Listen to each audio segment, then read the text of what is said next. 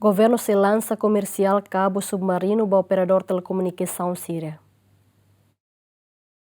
E encontro com o ministro Quartane, ministro do Transporte e Comunicação, apresenta no relata com a finalização instalação no teste do fio submarino internacional, nebe pronto na operação comercial, no nemos criação empresa pública Cabos de Timor-Leste, empresa pública, nebe responsável pela gestão infraestrutura estratégica no progresso nebe retang ona e a operacionalização.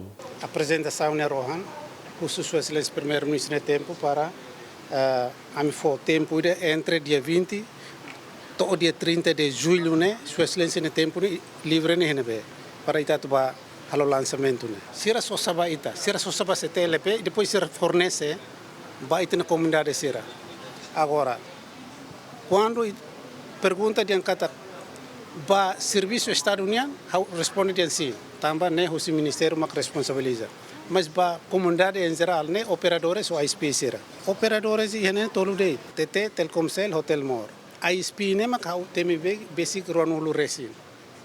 A ISP fornece internet. Ita bolo operadores também mobile mos.